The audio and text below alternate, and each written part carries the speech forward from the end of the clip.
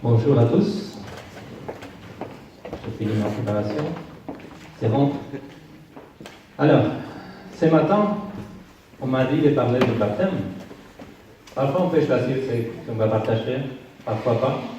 C'est pas évident de parler du baptême. En général, on fait des baptêmes. Dans les baptêmes, on partage un message clair d'évangélisation, un message sur Jésus. Mais parler du baptême, ce n'était pas évident, parce qu'on a beaucoup de différents arrière-plans. Même la chapelle, il y a une histoire sur le baptême qui a changé. Mais ce matin, ce n'est pas seulement pour ceux qui ne sont pas baptisés. Je crois que Dieu a des choses à nous dire pour tout le monde. Mais je commence à introduire un peu les thèmes ou les titres de ce matin. Mais j'ai besoin de vous, que vous pouvez vous placer, imaginez un peu ailleurs, mais ça va vous plaire. Vous vous allongez sur le sable, oui, vous pensez l'été déjà. La peau chauffée par le soleil. Vous avez chaud et décidez d'aller nager dans l'océan. Au moment où votre visage rentre en contact avec l'eau, la métamorphose commence. Le sang dans vos mains et vos pieds va remonter et votre battement cardiaque va se réduire de 25%.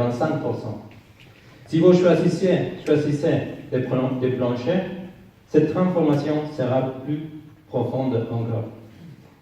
Dans les 9 premiers mètres sous l'eau, je ne sais pas si vous savez arriver, les poumons remplis d'air poussent les corps vers la surface, ça fait monter. La pression sur les corps double à partir de 10 mètres. À cette profondeur, l'air compressé va réduire la taille des poumons de moitié. Si l'on continue plus loin, je n'ai pas essayé, environ 12-13 mètres, l'océan ne vous attire plus vers la surface, mais vers les profondeurs. À 30 mètres, la pression triple. Les réflexes d'immersion sont intenses. Le cœur bat encore plus lentement pour aider le corps à conserver son oxygène. Certains plongeurs ont enregistré un rythme cardiaque à 14 battements par minute, un tiers du rythme des personnes plongées dans les comas. À 90 mètres, les parois des organes et des vaisseaux fonctionnant comme des valves de pressurisation. La poitrine voit sa taille réduite de moitié. Non. C'est théorique. Je n'ai pas essayé pour le message, comment ça s'est passé. Dans les années 50, les scientifiques jugeaient que les profondeurs maximales à laquelle un homme pourrait survivre étaient de 30 mètres. Mais depuis, les plongeurs sont allés jusqu'à 300 mètres.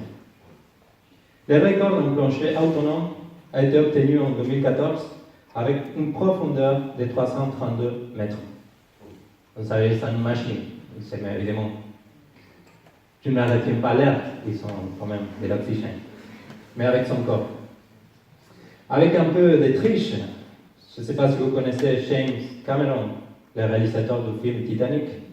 Il a passé plusieurs heures au plus profond du Pacifique. Il a été la première personne à avoir jamais touché le fond du site le plus profond de la croûte terrestre. Un record de 11 000 mètres. Un peu de triche, j'ai dit, car il l'a fait dans un mini sous-marin. Mais quand on l'a demandé qu'est-ce qu'il a trouvé dans cet endroit si profond, qu'est-ce qu'il a dit? J'ai trouvé beaucoup de vie. Les scientifiques appellent les réactions du corps lorsque nous plongeons les réflexes d'immersion ou Master Switch of Life, littéralement l'interrupteur principal de vie. Est-ce que pouvons-nous trouver une autre situation dans laquelle la plongée soit encore plus profonde? Une plongée qui va au-delà de la profondeur matérielle ou physique et qui a des effets sur la vie, cette vie temporelle, mais aussi la vie dans l'éternité. Vous l'avez anticipé dans votre pensée, je pense. nous parlons du baptême. Et nous allons nous plonger dans les sujets.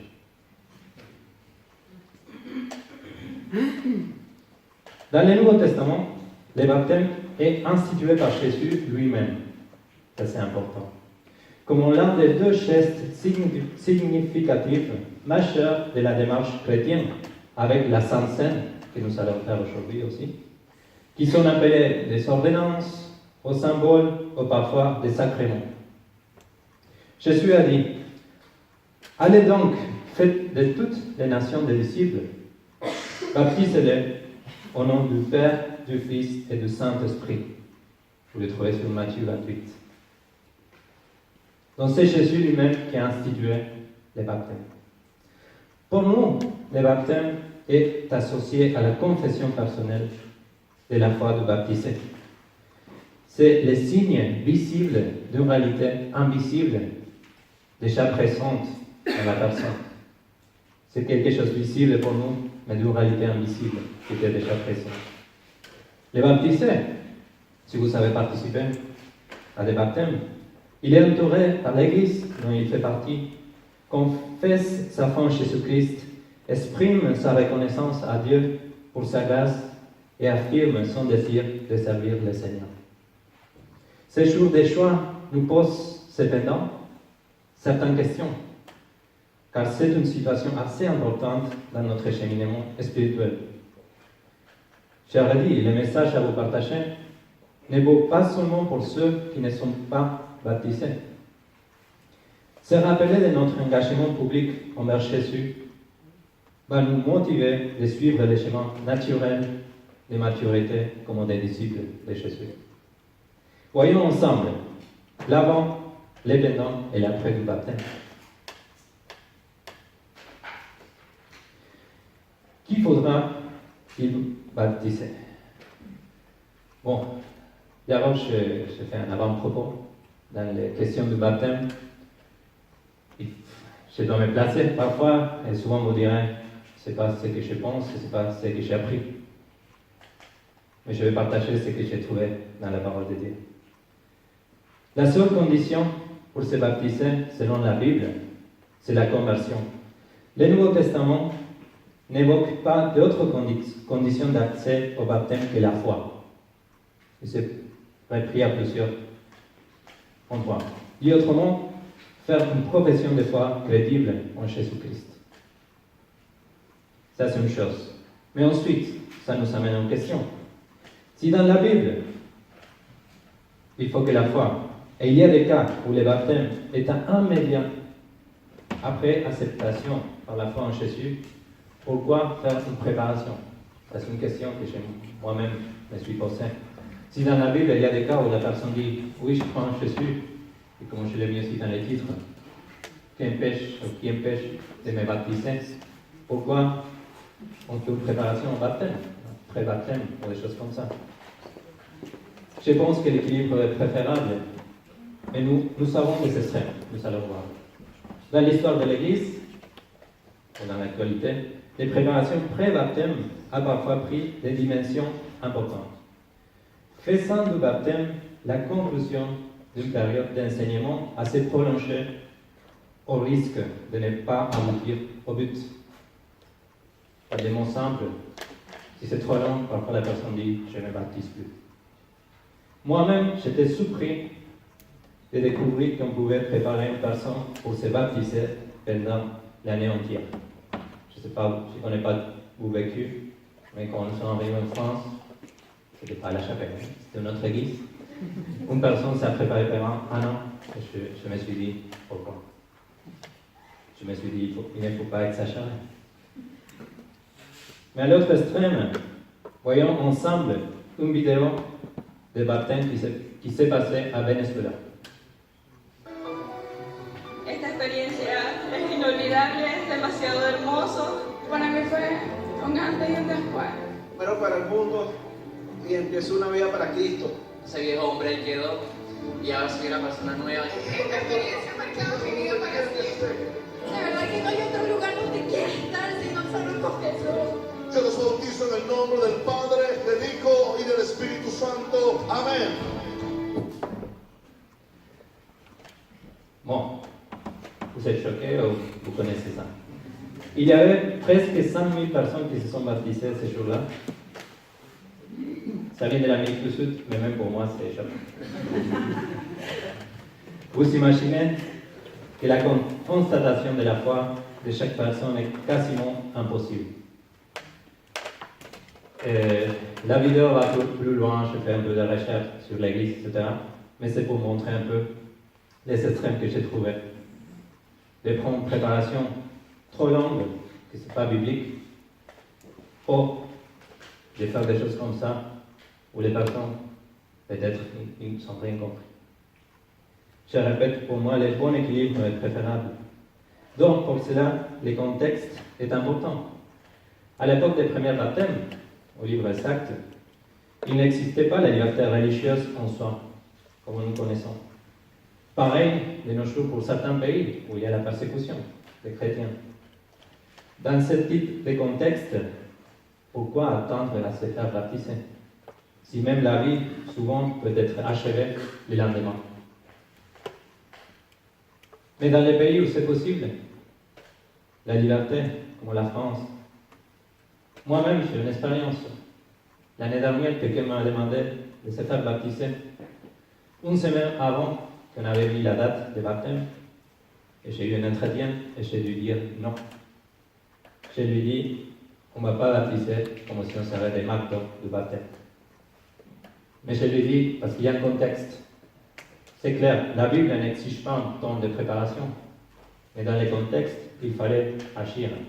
Mais aujourd'hui en France, s'il n'y a pas de raison, on peut prendre un peu de temps, sans que ce soit une année entière, pour se préparer. Mais le temps en soi n'est pas essentiel. Vous voyez ça? Ce n'est pas le temps en soi qui est essentiel. Le temps est utile pour confirmer la présence et la compréhension de la seule condition biblique, la foi en Jésus-Christ.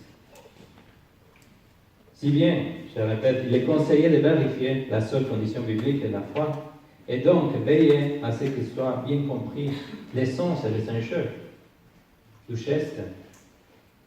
Il n'est pas non plus, il n'est pas à évaluer de manière précise la réalité intérieure de la foi. Je veux dire, Dieu est le juge. Le temps de préparation, ce n'est pas un jugement sur la foi de la personne. C'est seulement un temps d'échange et de compréhension. Avec cette personne qui n'est pas là, quand j'ai demandé des questions simples de la foi, il y avait des confusions. Et je lui ai dit simplement, on va se préparer pour se baptiser.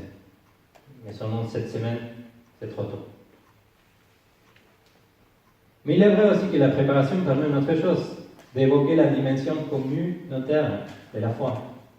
Surtout dans le monde actuel, où l'engagement chrétien tend à se privatiser, voire à se vivre indépendamment de l'Église. Ça aussi, cette personne, c'était la deuxième fois qu'il était venu à l'Église. Et je dis simplement, c'est bien si l'Église te connaît, si les témoignages s'effacent en un sens qu'on connaît la personne. Cette dimension de la foi rappellera que l'union symbolique avec Jésus sera manifestée dans la communion fraternelle, les cultes, les services, etc. Je reviens à ce baptême à Venezuela. C'est compliqué après de savoir. Ce que j'ai entendu dans la vidéo, les gens n'étaient pas de la même église qui baptisaient, ils venaient un peu du pays, de tous les pays. Mais il ne faut pas oublier le côté communautaire du baptême. Parce qu'après, on devient partie de l'église, pas de l'église universelle, parce que ça c'est la fin, mais de l'église locale, par exemple. Et c'est les côtés de communion fraternelle, etc. Je continue au point suivant, que c'est encore moins facile, c'est l'âge du baptême. Souvent, cette question est délicate. Quelle personne peut être baptisée? Les nourrissons? Seulement les adultes? Seulement les adultes de plus de 18 ans? Cette question n'aura pas de réponse définitive ce matin. Pour quelle raison? Je vais expliquer. D'abord, comme on a dit, on s'annonce, mardi, on pourrait aller plus loin si vous voulez venir avec Saint-Georges. Moi, je serai aussi. C'est un moment plus spécifique et des échanges plus personnels. Parce qu'il y a beaucoup derrière et je ne peux pas résumer tout ce que dit les différentes églises sur l'âge du baptême. Ensuite, côté pratique, la question avec le temps, apparemment, pourrait devenir moins polémique. Parce qu'il y a une nette diminution des baptêmes de nourrissons, au moins en France et ailleurs. Donc dans la pratique, peut-être, on discutera un peu moins. Mais je me sens tenu de raconter mon témoignage personnel, parce que ça, mon vécu aussi, ça engage ce que je transmets. À cause de mon vécu, je ne pourrais pas me placer dans une position de baptême d'adulte de plus de 18 ans. Car je me suis fait baptiser à l'âge de 11 ans. Donc je ne peux pas dire il faut baptiser à 18. Et la surprise. Voilà, c'est moi. J'étais jeune. J'avais 11 ans. Et j'ai eu le privilège de me faire baptiser par mon père qui était pasteur. C'est lui. Et je vous dis, je me souviens et j'étais très conscient de ce que je faisais. C'est ça un peu la question. Si vous savez la regarder. C'est la question, la vraie question. Ce n'est pas sur l'âge en soi, mais c'est quel est donc l'âge de raison. L'âge où une personne peut décider consciemment et librement se faire baptiser. Sans oublier les préalables d'avoir accepté et compris sa foi personnelle en Jésus. Il varie selon les cultures et les périodes. Il varie aussi selon les enfants. On évoque par exemple l'âge de 12 ans quand Jésus était au temple. Je vais rester là avec cette question. D'abord, ce n'était pas de me mettre à valider ou pas des baptêmes à différents âges. Ce n'est pas non plus un appel à qu'on baptise dans les mineurs, mais c'est un rappel que le baptême est une chose naturelle dans la vie chrétienne et qui s'accomplit suite à la confession personnelle de foi. Je vais continuer. Déjà, nous sommes dans les baptêmes. Il y a encore des questions intéressantes. Comment faudrait-il les baptiser? Le baptême est un acte pastoral comme le mariage, mais aussi une ordonnance, un symbole institué par Jésus, comme la Sainte Seine. Il occupe une place importante dans le Nouveau Testament, sans qu'une forme liturgique définie ou un cadre précis lui soit attribuée. Seulement nous trouvons la formule trinitaire. Vous avez entendu si vous étiez dans un baptême, baptisé au nom du Père et du Fils et du Saint-Esprit. C'est l'ordonnance de Jésus. Ou dans les livres des Actes, nous trouvons aussi le baptême au nom de Jésus. Néanmoins, même s'il n'y a pas un cadre défini, si nous lisons le Nouveau Testament, il semble que les personnes baptisées étaient plongées dans l'eau, immergées avant d'être ramenées à la surface. Il y a unanimité de critères dans toutes les églises, je vous rassure, dans toutes les églises, qu'il faut ramener à la surface la personne baptisée. Ça, c'est bon. Sérieusement, il est majoritairement accepté que le mot baptême vient du grec baptizo et signifie plonger et immerger quelque chose dans l'eau. Jean, par exemple, baptisé dans les Jourdains. Il baptisait où il y avait une profondeur. Jean 3, 23 dit Jean aussi baptisait un homme près de Salim, parce qu'il y avait là beaucoup d'eau. Jésus lui-même, dit la parole, remonta hors du Jourdain.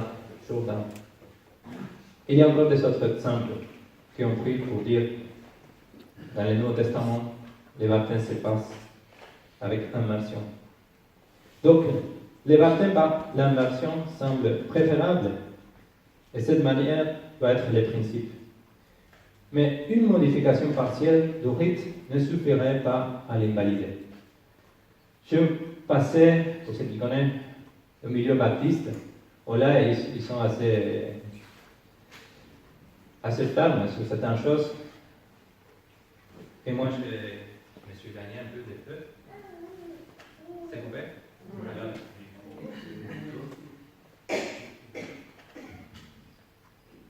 Il n'y a plus de batterie. Attendez. C'est un baptiste grec. Allô. Bon.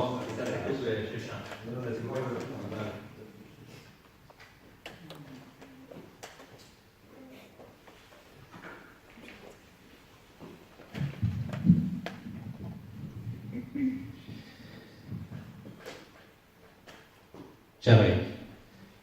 Alors, je te disais, s'il y a une modification partielle du rite, ça ne suffira pas à l'invalider.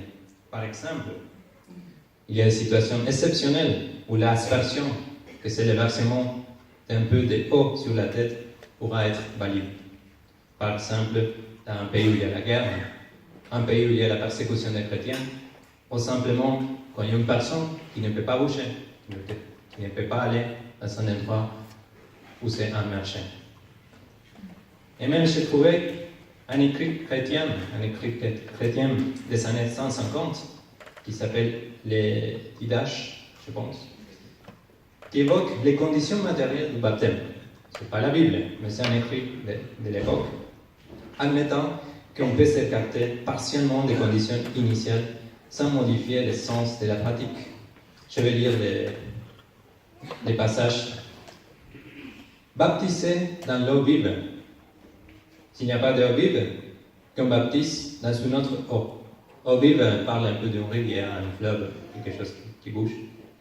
Il y a des fois d'eau froide dans l'eau chaude. Donc, il fallait l'eau froide. Je pense qu'il fallait trouver un endroit sans l'eau froide, comme ça c'était mieux. Si tu n'as ni l'une, ni de l'une, ni de l'autre, verse de l'eau sur la tête 3 fois, au nom du Père et du Fils et du Saint-Esprit. Vous voyez où je vais vous amener un peu.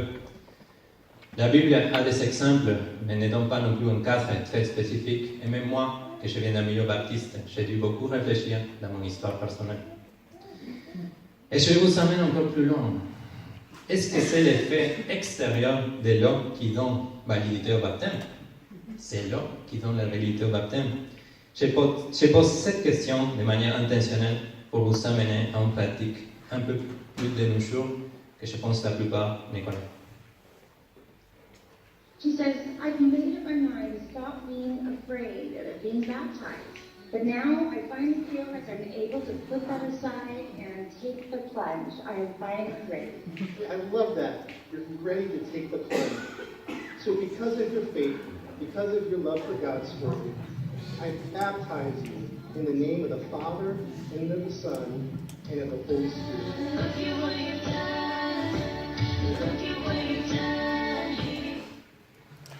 Je vois des têtes. Hein? Vous êtes choqués pour le Venezuela? Ça, c'est aux États-Unis. Je vais parler avec certains, et c'est un sujet aussi que je suis en train de réfléchir. C'est le baptême virtuel. Je n'ai pas encore une conclusion théologique définitive, mais je vous laisse réfléchir sur le sujet. J'aime bien parfois de vous laisser des questions comme ça, sans réponse. Peut-être vous pouvez vous imaginer le baptême virtuel d'un descendant de votre famille dans l'avenir. Je ne sais pas. Au moins vous êtes choqués et ça vous laisse dans la réflexion quand vous lisez les passages bibliques sur le baptême. On va continuer. Qu'est-ce qui se passe après le baptême? Quelles sont les significations et les effets du baptême? Là, je vais simplement les mentionner. Parce que mardi, Jean-Choc va partager un peu plus sur le sujet et vous pouvez demander. Mais le baptême, c'est la identification à la mort de Jésus et à sa résurrection. C'est le côté symbolique. C'est justement ça aussi pourquoi on fait l'immersion, parce que ça symbolise la mort et la résurrection. C'est aussi repentance et pardon des péchés. Le baptême ne pardonne pas les péchés.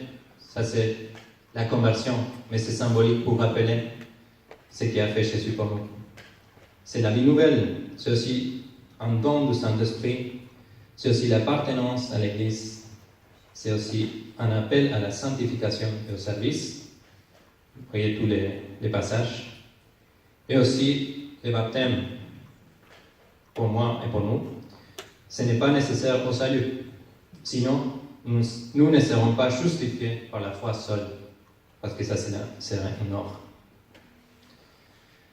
Je répète, ce matin, je ne peux pas me plonger dans tous les sujets à chaque point, parce que c'est vraiment long, il y a des pages et des pages écrites sur les sujets.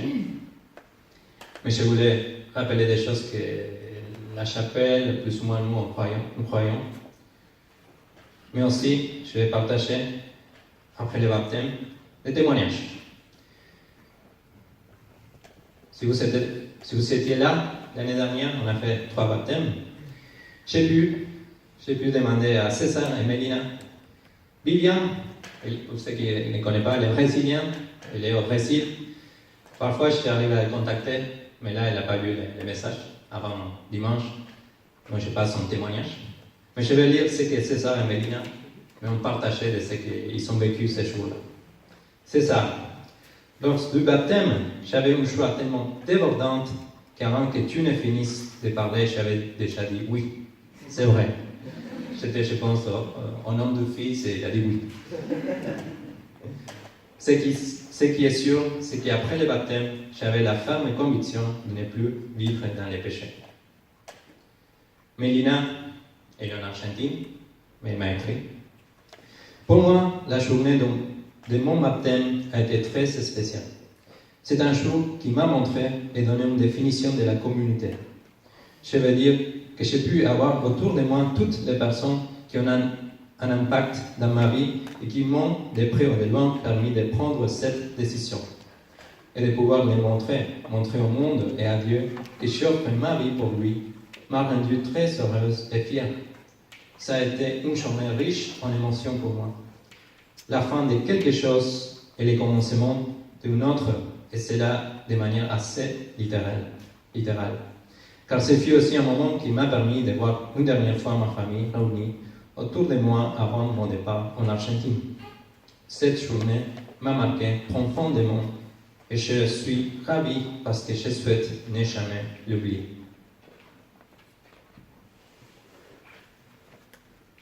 Dieu veut nous parler à tous et il attend de nous que nous réagissons à sa parole. Pour ceux qui sont déjà baptisés, qu'ils puissent y avancer, se souvenir de ces moments assez importants et marquants de ta vie, et avancer et continuer à avancer à ce que Jésus nous demande, de devenir ses disciples et de faire des disciples. Ceux qui ne sont pas baptisés, qu'ils puissent y réfléchir, évidemment. À Jésus, tout d'abord, et à te poser une question. Si je crois en Jésus, si je crois à sa bonne nouvelle, pourquoi ne pas te demander la question du personnage éthiopien dans les livres des Actes, chapitre 8? Qu'est-ce qui empêche que je sois baptisé? Prenons quelques secondes pour réfléchir nous-mêmes sur notre baptême passé ou notre baptême futur. Vous pouvez fermer les yeux ou prendre quelques secondes à réfléchir sur ça.